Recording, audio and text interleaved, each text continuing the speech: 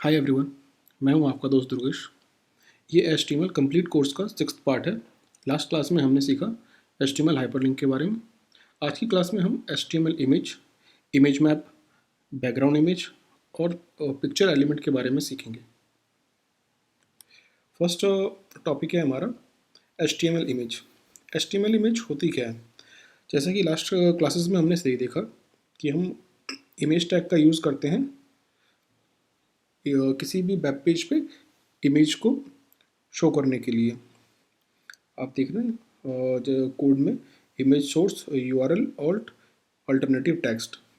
तो image text image tag का use किया जाता है किसी भी वेब पेज पे अपनी इमेज को शो करवाने के लिए। इमेज सिंटैक्स के अंदर बेसिकली दो एट्रीब्यूट्स यूज़ होते हैं इमेज टैग के अंदर। सोर्स सोर्स एट्रीब्यूट जो होता है वो इमेज के पाथ के लिए यूज़ होता है, और ऑल्ट ऑल्ट एट्रीब्यूट जो होता है वो अल्टरनेटिव टेक्स्ट को शो कराने के लिए होता है। The source attribute and the alt attribute, इसको हम दोनों एट्रीब्यूट्स को हम कोड में करके देखते हैं कि दोनों का कोड किस तरीके से किया जाता है।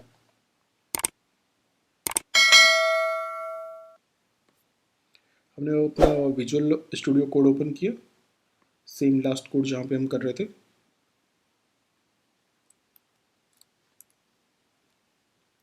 सेम कोड पे गए, कोड स्टार्ट किया हमने। हमें एक इमेज डालनी है सबसे पहले, तो हम इमेज सोर्स एट्रीब्यूट्स का ट्राई करेंगे। हम लिखते हैं IMG, इसके अंदर अपना कोड, हमारा कोड आ गया।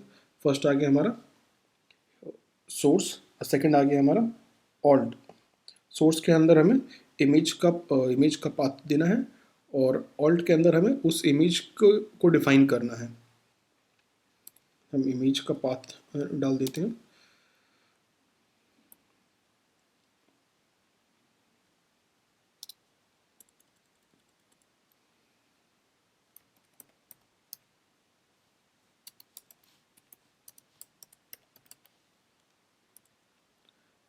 ये हमने इमेज का पाथ डाल दिया और इमेज का ऑल्ट डाल दिया। सेव किया हमने, गो लाइव पे क्लिक करेंगे।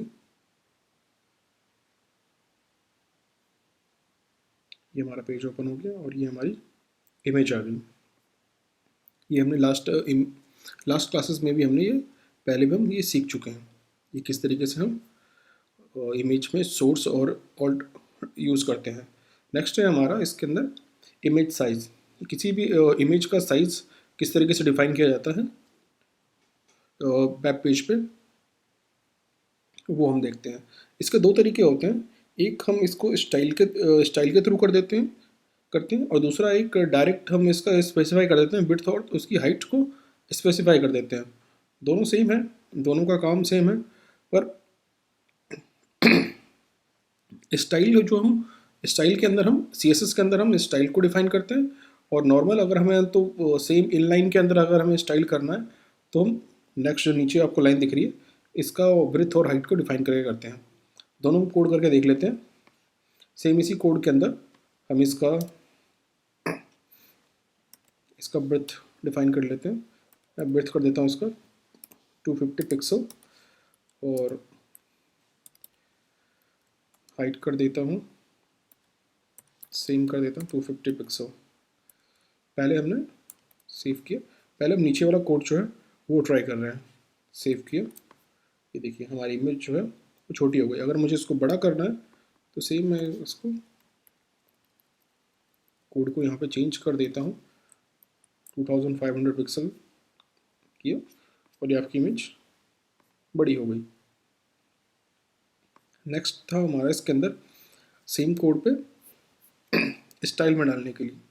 तो स्टाइल के लिए हमें क्या करना पड़ेगा, हम यहाँ से इसको ब्रेथ को हटा देते हैं और हम स्टाइल एट्रीब्यूट का यूज़ करते हैं। स्टाइल के अंदर हम डाल देते हैं ब्रेथ 250 पिक्सल,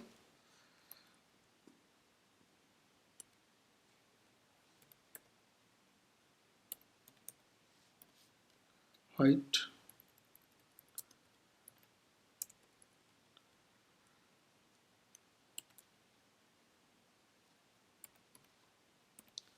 250 250,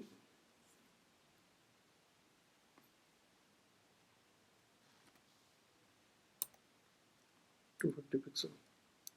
सेव किया हमने।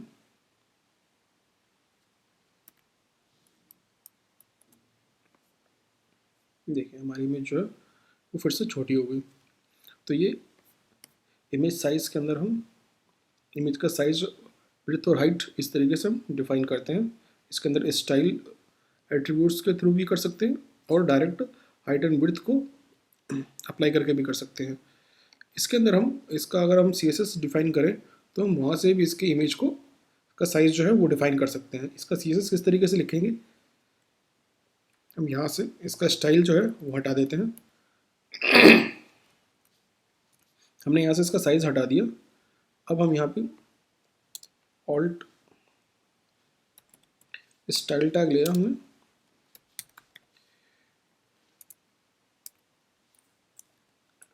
इमेज लिया,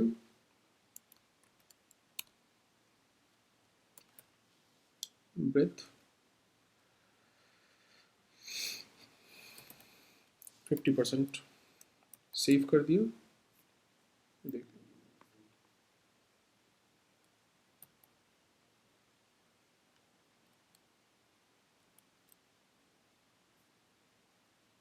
ये 50% आ रहा है। अभी मैं इसको 100% कर देता हूँ।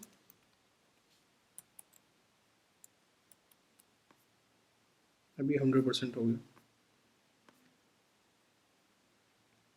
तो यहाँ से हम इसके स्टाइल में CSS के थ्रू भी इमेज का साइज़ जो है वो चेंज कर सकते हैं। इसके CSS के अंदर हम इसकी हाइट और विड्थ, हाइट और स्टाइल को CSS के थ्रू भी चेंज कर सकते हैं।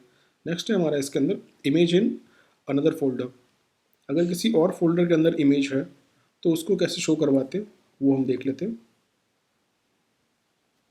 सेम है, अगर आपको मैंने यहाँ पे कोड जो था सोर्स को हटाया। अभी किसी और इमेज फोल्डर में जाते हैं, देखते हैं इसमें नहीं है। बैक पेज के अंदर इमेजेस इसमें आ रहा है कोडिंग 24x7 लोगो आ रहा है। मैंने ये ले लिया, सेव किया। ये कोडिंग 24x7 का लोगो आ गया। तो ये किसी और फोल्डर में भी था, हमारे कोडिंग 24x7.com के पेज पे नहीं था, किसी और पेज पे था, वहाँ से हमने ले लिया इसको।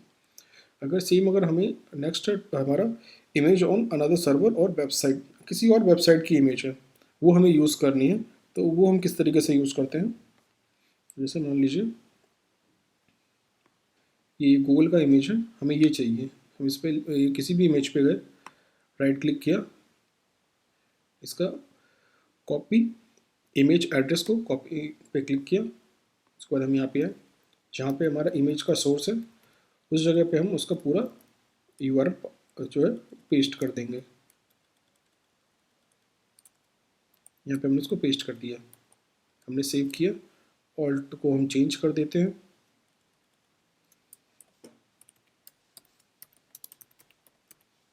गूगल का लोगो है, सेव किया, वेबसाइट पे गए, सॉरी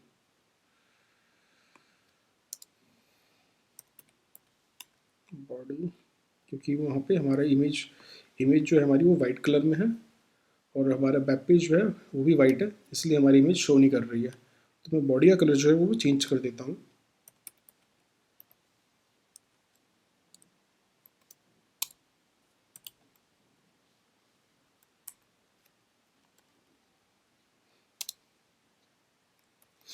सेव किया, ये देखिए जब बैकग्राउंड ब्लैक हो तो हमारी इमेज आ गई। मैं इसका साइज़ सेट कर देता हूँ, यहाँ पे 100% है, इसको 50% कर देते हैं। CSS के अंदर हम चेंजेस कर रहे हैं। 50% किया, यहाँ पे हमारी गूगल की इमेज आ गई, जबकि ये इमेज हमारी नहीं है, ये हमने डायरेक्ट गूगल की वेबसाइट से उठाया है, तो भी इसको हम अपनी वेब पेज पे शो करवा सकते हैं। नेक्स्ट है हमारा एनिमेटेड इमेज। अगर कोई इमेज है जो कि एनिमेटेड है या फिर जिप फाइल है, उसको हम अपने वेब पेज पे किस तरीके से शो करते हैं। हमारा जो वेब पेज होता है वो HTML होता है, वो उसको किसी भी जिप फाइल को अलाउ करता है कि वो आप अपने किसी भी जिप फाइल को उसमें डाल सकते हैं, अपने वेब पेज पे डाल सकते हैं।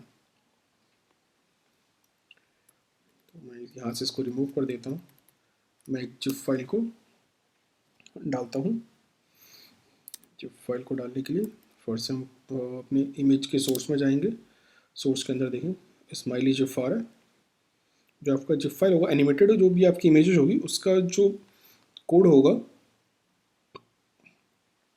वो .gif होगा, जिफ के नाम से होगा वो। मैं यहाँ पे चेंज कर देता हूँ इसको। यहाँ पे मैं ऑल्ट में डाल देता हूँ एनिमेटेड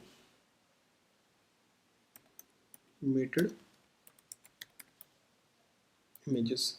सेव किया, ये देखिए ये आपकी इमेज यहाँ पर शो हो गई। नेक्स्ट है हमारा image as a link. Last class में हमने जो हाइपर लिंक की क्लास में हमने सीखा था किसी भी इमेज पे लिंक किस तरीके से लगाते हैं, फिर से एक बार देख लेते हैं हम इस क्लास में भी। अच्छा लगा, मैं इसको हटा देता हूँ।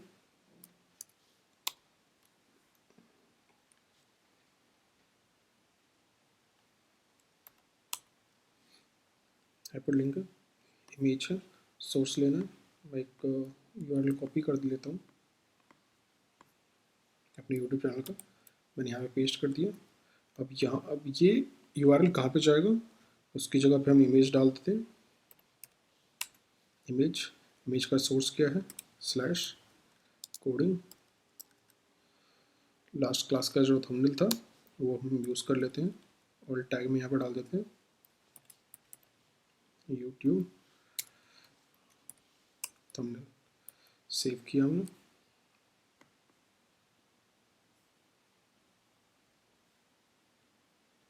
सेव कर दिया और ये देखिए यहाँ पे हमारी इमेज आ गई है। इमेज पे जब हम क्लिक करते हैं तो हमारे यूट्यूब का चैनल ओपन हो जाता है। हमारे यूट्यूब का चैनल ओपन हो गया।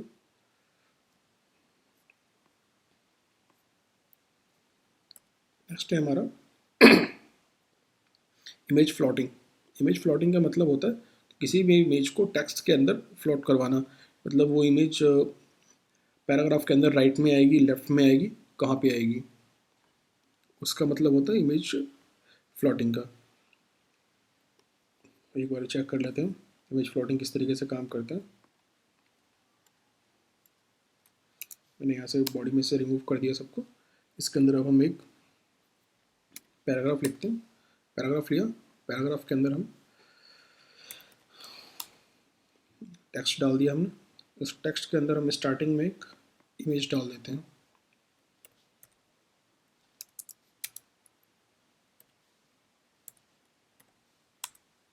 इमेज डाल दिए। इमेज सोर्स के अंदर हम जाते हैं, इमेज सोर्स में गए हम, क्लिकेबल इमेज डाल दिया।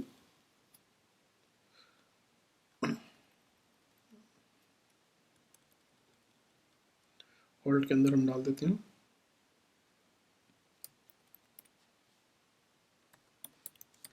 Floating image. फ्लोटिंग इमेज डाल दिया। ब्रेथ को हम ऊपर से चेंज कर देते हैं 10% ताकि वो दिख सके। सेव किया, देखिए यहाँ पे आ रहा है, और हमारा यहाँ पर टेक्स्ट जो है वो नहीं आ रहा, टेक्स्ट नहीं आ रहा क्योंकि बैकग्राउंड ब्लैक है हमारा। तो हम टेक्स्ट का कलर जो है वो वाइट कर देते हैं। ये हम लास्ट क्लास में CSS की क्लास में हम सीख चुके थे कि किसी भी टेक्स्ट का, पैराग्राफ के टेक्स्ट का कलर कैसे चेंज करते हैं।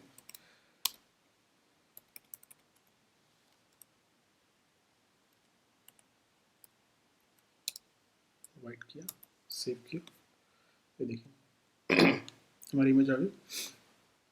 तो इसके अंदर हम फ्लोटिंग किस तरीके से यूज़ करते हैं। अभी तक ये नॉर्मल इमेज था, ये यहाँ पे आ रहा है, उसके बाद टेक्स्ट आ रहा है। अगर हमें इमेज चाहिए राइट में चाहिए, लेफ्ट में चाहिए, वो किस तरीके से यूज़ करते हैं वो दिखा देता हूँ मैं आपको।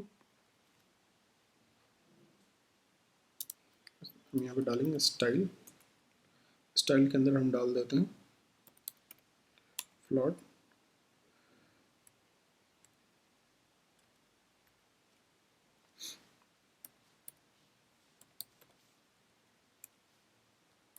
राइट, सेव किया। देखिए इमेज आपकी जो है वो राइट में आ गई। अगर मैं इसको लेफ़्ट कर दूंगा, सेव किया, तो आपकी इमेज लेफ़्ट में आ गई।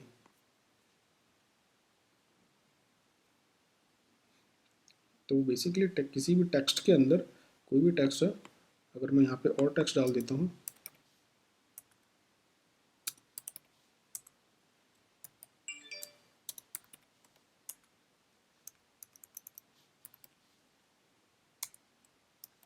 सेव किया, देखिए हम टेक्स्ट इतना ज़्यादा आ रहा है, ये यहीं अपना लेफ्ट में आ रही है इमेज हमारी।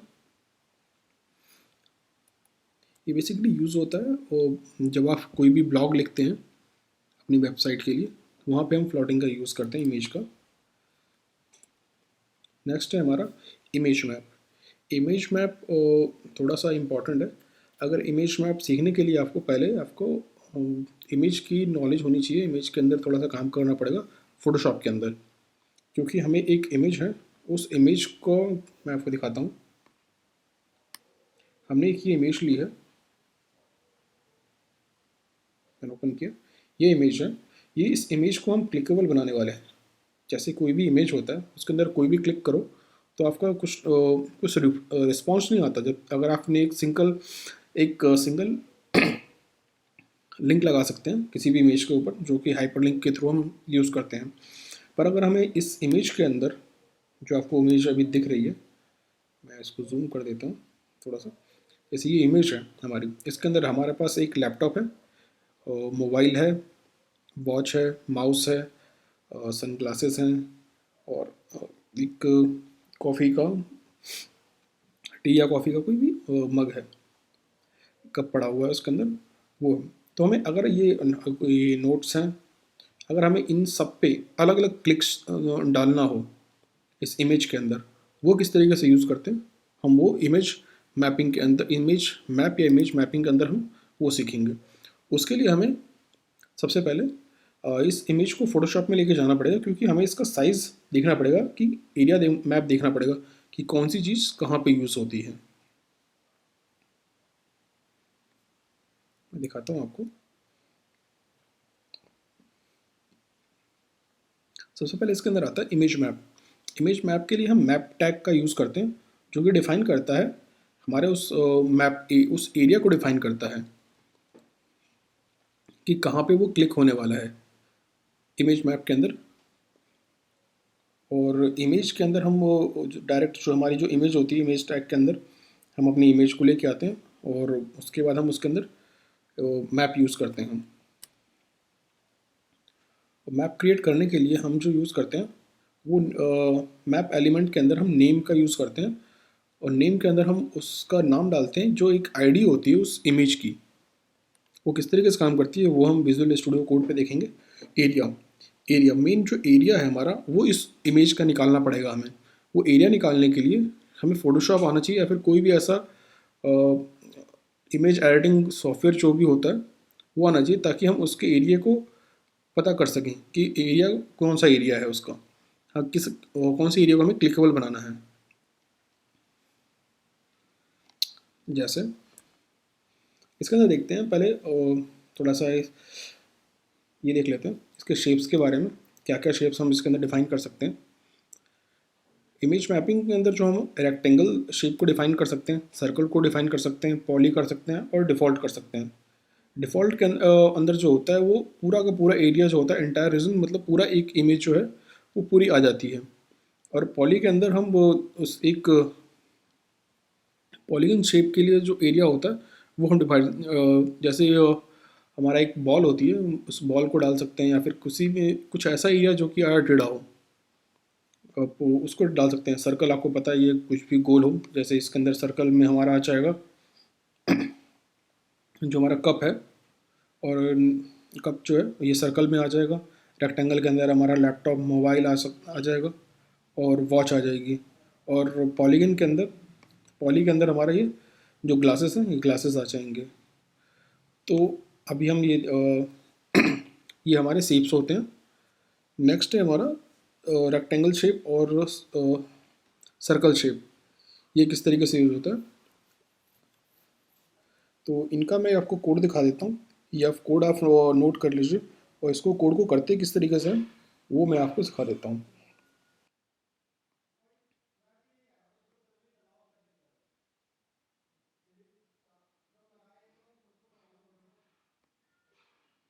पहले है इस इमेज को हम फोटोशॉप पे ओपन कर लेते हैं। फोटोशॉप पे ओपन कर दिया। फोटोशॉप पे ओपन करने के बाद आपको दिख रहा होगा यहाँ पे कुछ लाइनें दिख रही होगी आपको। ये लाइनें हमने इस लिए ड्रॉ की हुई है क्योंकि हम इसका एरिया नाप रहे थे। मैं आपको दिखाता हूँ। जैसे ये लैपटॉप है, इसको हमने क्लिकेबल बनाया है। पहले मैं ये सारी लाइनें हटा देता हूँ आपको दोबारा से दिखाने के लिए।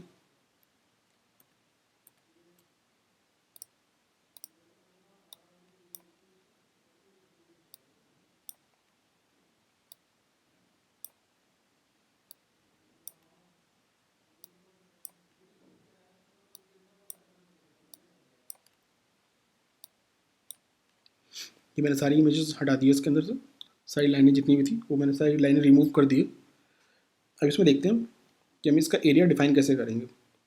पहले हम लेते हैं, हमने एक लाइन लिया, इसको हमने यहाँ पे लेके आया हूँ मैं। हम यहाँ से स्टार्ट करेंगे टॉप से। ये आ रहा है इस जगह पे, हमने लगा दिया इसको। यहाँ पे आ रहा है 132 पिक्सल, एक्स जो आ रहा है 132 पिक्सल आ रहा है, एक्स एक्सिस में 132 पिक्सल पे आ रहा है। यहाँ पर हमने क्लिक किया, ये हम कहीं पे नोट कर लेंगे 132 पिक्सल आ रहा है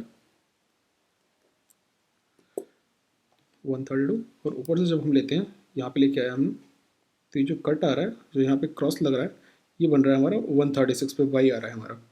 आपको दिख रहा होगा यहाँ पे 136 पे वाई आ रहा है 136।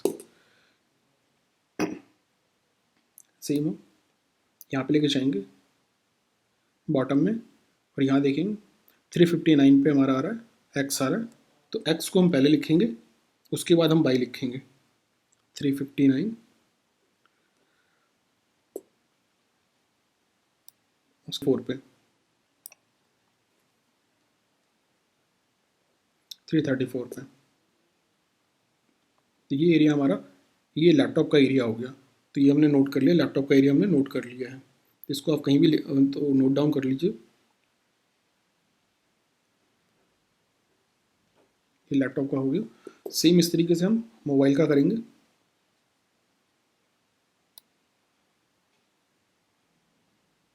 मोबाइल का आ रहा है 381, एक्स आ रहा है 381।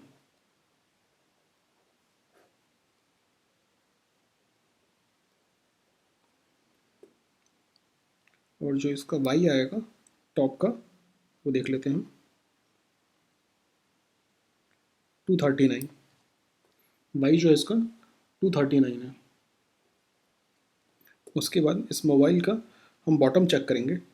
तो बॉटम चेक करने के लिए पहले हम एक्स देखेंगे।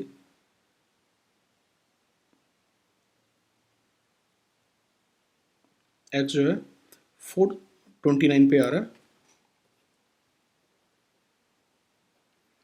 और वाई जो है, वाई चेक करते हैं, वाई कहाँ पे आ रहा है हमारा। वाई आ रहा है हमारा 315, 315 पे वाई है हमारा। ये हमने रेक्टेंगल चेक किया, क्योंकि रेक्टेंगल, देखिए रेक्टेंगल के अंदर जो होता है वो एक्स एक्स एक्सिस और दूसरा पॉइंट जो होता है वो वाई एक्सिस को हम लेते हैं। एक पॉइंट लिया हमने एक्स का और एक पॉइंट लिया हमने वाई का, फिर हमने एक पॉइंट लिया एक्स का, फिर हमने एक पॉइंट लिया वाई का। तो ये हमारा एक रेक्टेंगल बन गया। तो उस रेक्टेंगल को यहाँ पे हमने मेज़र कर लिया कि इस एरिया को हमने क्लिकेबल बना दिया। पर अगर जहाँ पे सर्कल है वहाँ पे हम रेक्टेंगल यूज़ नहीं कर सकते क्योंकि वो सर्कल है। तो उस सर्कल को किस तरीके से करते हैं वो हम चेक कर लेते हैं एक बार। मैं जूम कर लेता हूँ थोड़ा सा, जिससे आपको सही से दिख जाए। इसका सिंपल सा एक ट्रिक है करने का।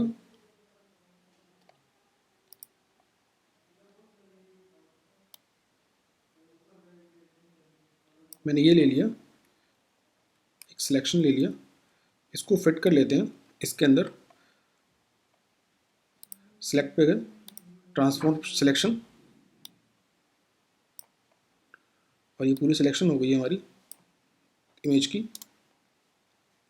उसके बाद इसका एरिया, हम एरिया देख लेते हैं, इसका एरिया कितना है।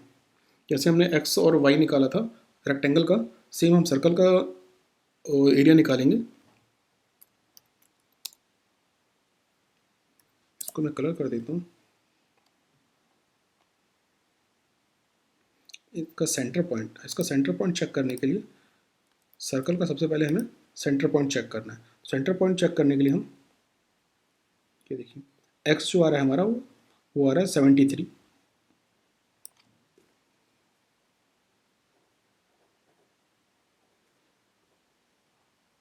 एक्स है हमारा 73, और वाई जो है हमारा वो 202 है। तो हमें सर्कल के अंदर क्या चाहिए, हमें कोऑर्डिनेट क्या चाहिए हमको इसके अंदर, हमें उसका सेंटर पॉइंट जो होता है वो सर्कल का जो सेंटर है उसका कोऑर्डिनेट चाहिए होगा। तो हमने सर्कल का जो सेंटर है वो निकाल लिया।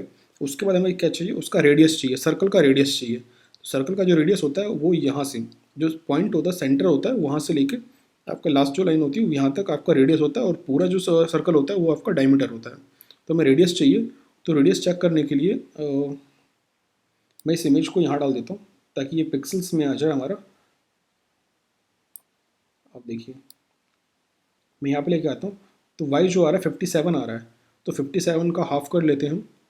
57 का हाफ हो गया 28.5। ये हमारा रेडियस हो गया। तो हमने यहाँ पे इसका सेंटर निकाल लिया। सेंटर का x आ गया पहले हमारा, फिर सेंटर का y आ गया, और उसके बाद हमारा रेडियस आ गया। उस लास्ट में हम URL डालते हैं। ये हमारा इस तरीके से हमारा ये उसके बाद ये हमारा कोड बनता है। इस कोड को हम अप्लाई करके देखते हैं। इस सारे कोऑर्डिनेट्स जो हमने कोऑर्डिनेट्स भी लिखे हैं उस कोऑर्डिनेट्स को थ्रू देखते हैं कि हमारा इमेज जो है वो क्लिकेबल होता है या नहीं होता। मैं ये कोड जो है उसको रिमूव कर देता हूँ। मैंने कोड रिमूव किया, दोबारा कोड स्टार्ट करती हूँ।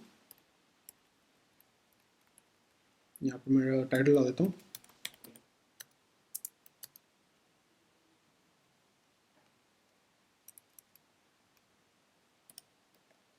Image map.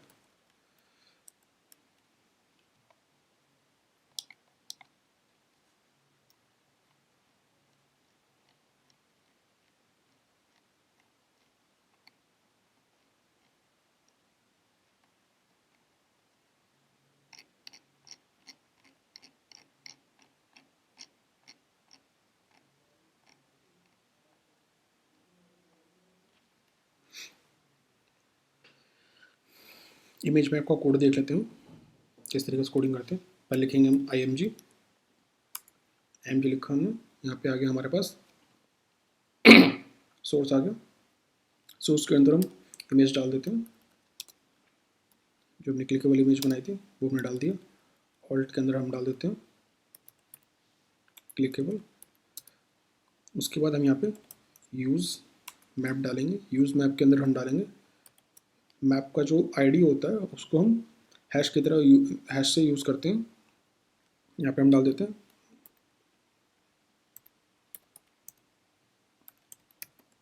क्लिकेबल, डाल दिया हमने। नेक्स्ट लाइन में हम जाएंगे, हम यहाँ पे यूज़ करेंगे मैप। मैप का नाम डाल देते हैं हमने यहाँ पे डाला था, ऊपर डाला है क्लिकेबल, तो सेम नाम हम यहाँ पे सेम यूज़ करेंगे। यहाँ पे हम क्लिकेबल डाल दिया हमने, और इसके अंदर हम कोड डालेंगे। अब यहाँ पे हम अपने जो मैप है उसका एरिया डिफाइन करेंगे। जो हमारी इमेज है उसका जो जितने भी कोऑर्डिनेट्स हमने लिखे थे पहले, लैपटॉप का, मोबाइल का और उस कॉफ़ी के मग का या फिर कॉफ़ी के कप का, वो हम यहाँ पे डिफाइन करेंगे। वो किस तरीके से करते हैं वो चेक कर लेते हैं। एरिया के अंदर हमें पहले शेप डालना पड़ेगा। क्या शेप है, पहला हमारा लैपटॉप है तो वो रेक्टेंगल शेप में आता है, रेक्टेंगल डाल दिया हमने। रेक्टेंगल डालने के बाद इसके अंदर हमें कोऑर्डिनेट्स डालने पड़ेंगे लैपटॉप के। तो लैपटॉप का कोऑर्डिनेट डालते हैं पहले हम 132 हमारा एक्स था, कॉमा 136 हमारा वाई था टॉप का। अब हम बॉटम का डालेंगे, बॉटम का था हमारा 359, कॉमा 334। ये हमारा लैपटॉप्स के कोऑर्डिनेट्स थे। उसके बाद हम इस पर अगर क्लिक करेंगे, लैपटॉप पे क्लिक करेंगे तो ओपन क्या होगा, तो वहाँ पे भी हमें लैपटॉप ही ओपन करवाना है। हमने यहाँ पे लैपटॉप की इमेज ले रखी है पहले से, यहाँ पे लैपटॉप डाल दिया, ऑल्ट में हम डाल देते हैं लैपटॉप, एंटर किया। नेक्स्ट कोऑर्डिनेट है हमारा मोबाइल का, ये भी हमारा रेक्टेंगल है तो रेक्टेंगल में ले लिया। नेक्स्ट है हमारा कोऑर्डिनेट्स, इसके क्या थे, टॉप में था ये 381, कॉमा 239, कॉमा 429, कॉमा 315। उसके बाद इसके इमेज का हम डाल देते हैं सोर्स मोबाइल, एंटर किया और यहाँ पे हम डाल देते हैं मोबाइल। नेक्स्ट है हमारा एरिया, इसमें हमारा क्या है, सर्कल, सर्कल है। इसके कोऑर्डिनेट्स क्या हैं, 72, ये हमारा सेंटर का एक्स हो गया, कॉमा 202 ये हमारा सेंटर का वाई हो गया। और उसके बाद हम डालेंगे उसका रेडियस, वो रेडियस हमारा कितना था 38.5, 38.5 था। उसके बाद हमें यहाँ पे इमेज का सोर्स डालना है। शायद मेरे पास कॉफ़ी का नहीं है, देख लेता हूँ एक बार। नहीं, मेरे पास कॉफ़ी की इमेज नहीं है, तो उसकी जगह हम स्माइली डाल देते हैं। अगर कोई कॉफ़ी पे क्लिक करेगा तो उसको स्माइली पे लेके जाएगा। मैं स्माइली का जब डाल देता हूँ, यहाँ पे लिख देता हूँ मैं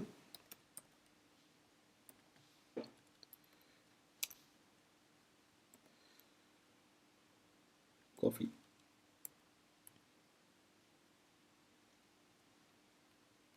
ये हमारा कोड हो गया, ये हमारा कोड तैयार हो गया, जिसके अंदर हमने डाला था, पहले हमने एक इमेज ली, एक इमेज है हमारे पास जिसके अंदर जो कि क्लिकेबल है। मैं सेव करके दिखा देता हूँ आपको।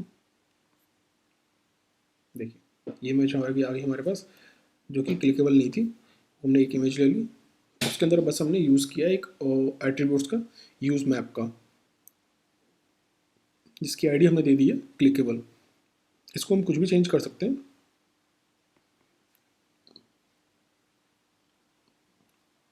अगर इसको आपको चेंज करना है तो कुछ भी आप चेंज कर सकते हो, 1 2 3 4 कुछ भी डाल सकते हो। अगर मैं इसको 1 कर देता हूँ तो मुझे यहाँ भी चेंज करना पड़ेगा, यहाँ पे भी मैं इसको 1 कर देता हूँ। इसकी आईडी 1 होगी तो वो सेम वहाँ से उठा लेगा।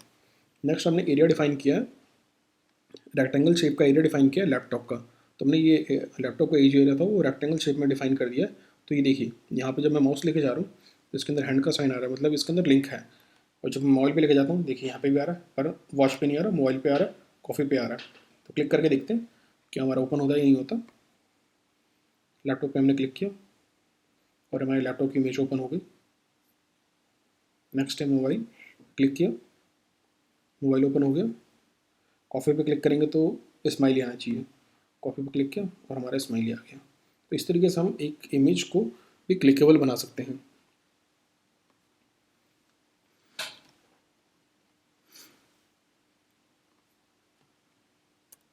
नेक्स्ट है हमारा बैकग्राउंड इमेज। इसके अंदर हम देखेंगे कि हम अपने किसी भी इमेज को बैकग्राउंड में किस तरीके से यूज़ करते हैं वेबसाइट पे, वेब पेज पे। बेसिकली हम इमेज को हम किसी भी एलिमेंट के बैकग्राउंड के अंदर यूज़ कर सकते हैं, चाहे वो पैराग्राफ हो, हेडिंग हो, या फिर कुछ, या फिर कोई भी बॉर्डर हो, या फिर कोई अलग से हमें पार्ट डिफाइन कर रखा है, कुछ भी शेप हो उसके अंदर डाल सकते हैं। या फिर पूरी की पूरी एक वेब पेज के अंदर जो बैकग्राउंड चाहिए हमें, वो पूरी पूरी हमारी जो इमेज है वो आनी चाहिए, हम वो भी डाल सकते हैं। तो चेक करेंगे हम कि वो इमेज हमारे बैकग्राउंड के अंदर आती किस तरीके से है। पहला जो है स्पेसिफाइड है इसके अंदर, वो पैराग्राफ पे है कि पैराग्राफ पे इमेज किस किस तरीके से आती है। तो यहाँ पे हम चेक कर लेते हैं, मैं इसको रिमूव कर देता हूँ।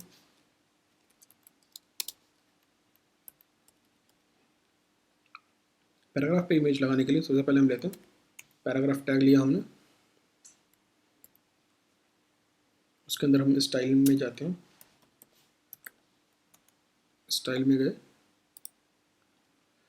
और स्टाइल के अंदर हम डाल देते हैं बैकग्राउंड, बैकग्राउंड इमेज। बैकग्राउंड की इमेज के अंदर आएगा हमारा यहाँ पे URL ब्रैकेट के अंदर single inverted coma, single inverted coma के अंदर आ जाएगा हमारा इमेज का सोर्स,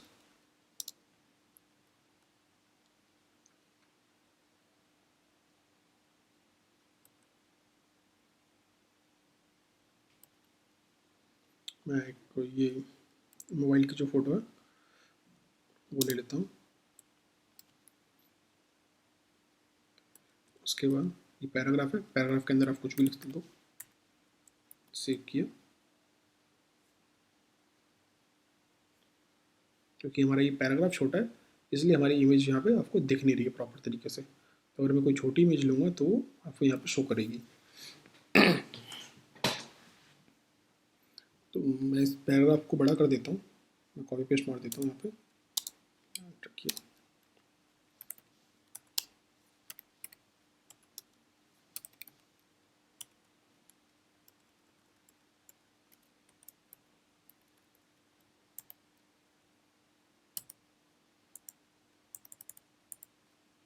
सेव किया, हमारा पैराग्राफ बड़ा हो गया।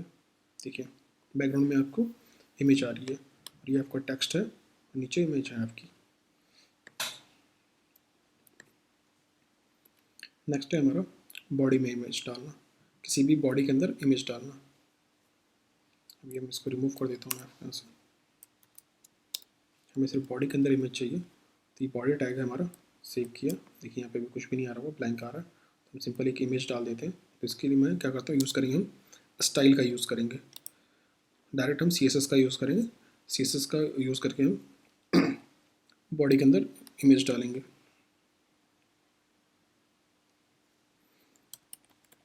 बॉडी सॉरी पहले हम स्टाइल टैग लेंगे, स्टाइल टैग लिया, उसके अंदर हमने बॉडी डाला, बॉडी के अंदर हम डालेंगे बैकग्राउंड इमेज,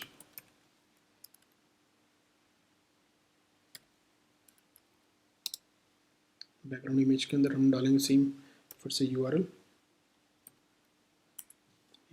के अंदर हम डालेंगे इन्वर्टेड कोमा, फिर से हम इमेज पे गए, हमने इमेज सेलेक्ट किया और सेव किया। ये हमारा बैकग्राउंड आ गया है हमारी वेबसाइट का। पता कैसे चलेगा कि हमारा वेबसाइट का बैकग्राउंड है? अब देखेंगे एक इमेज यहाँ पे हमारी ख़त्म हो रही है, उसके बाद दूसरी इमेज स्टार्ट हो गई है, इसको हम बैकग्राउंड रिपीट कहते हैं। अगर हमें ये रिपीट करना है तो हम रिपीट कर सकते हैं, नहीं रिपीट करना है तो नहीं रिपीट करेंगे, क्योंकि मैं अगर इमेज अगर छोटी होती तो ये बार बार रिपीट हो रही होती हमारी। जैसे अगर मैं यहाँ से इमेज चेंज कर देता हूँ, मैं जिफ डाल देता हूँ यहाँ पे,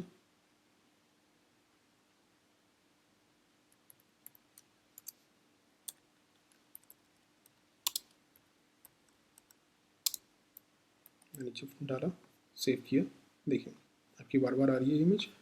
और यहाँ पे अगर मैं कोई टेक्स्ट लिखता हूँ,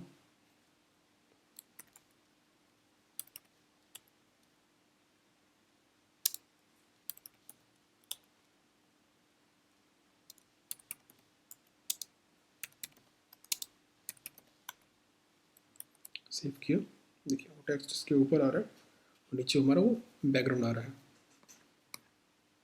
इसको कहते हैं बैकग्राउंड इमेज कहते हैं, कि बैकग्राउंड के अंदर इमेज डालना।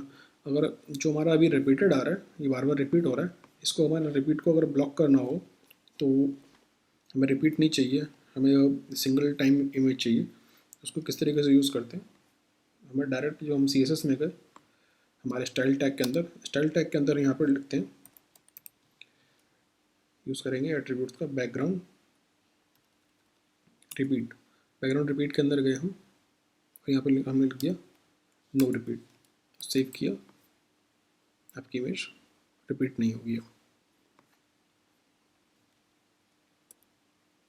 नेक्स्ट है हमारा बैकग्राउंड कवर। हमें बैकग्राउंड का कवर बनाना है, वो किस तरीके से यूज़ होगा वो देख लेते हैं।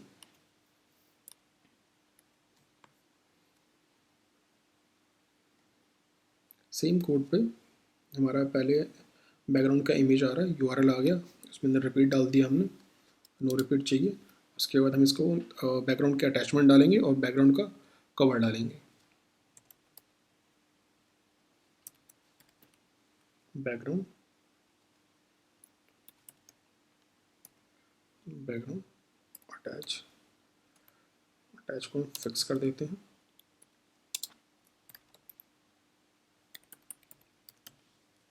बैकग्राउंड साइज को हम कवर कर देते हैं। सेव किया, देखिए जो आपकी इमेज छोटी थी पर वो पूरे फुल साइज में विड्थ में आ गई, यहाँ पे आपकी फिट हो गई पूरी की पूरी साइज में। इसी को अगर हम नेक्स्ट जो है हमारा बैकग्राउंड स्ट्रेच जो है वो यूज़ करते हैं। नेक्स्ट है बैकग्राउंड स्ट्रेच, उसके कोडिंग किस तरीके से यूज़ करते हैं। उसके अंदर क्या करेंगे हम, जहाँ पे हमारा कवर आ रहा है वहाँ पे हम साइज़ डाल देंगे इसका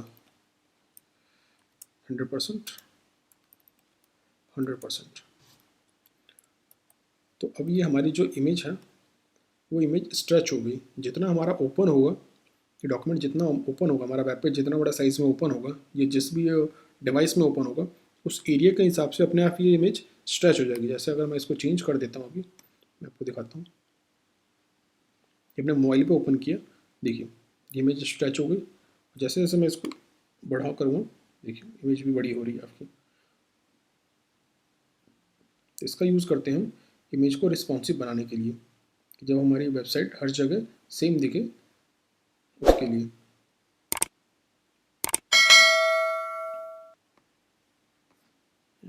इमेज स्ट्रेच का यूज़ करते हैं।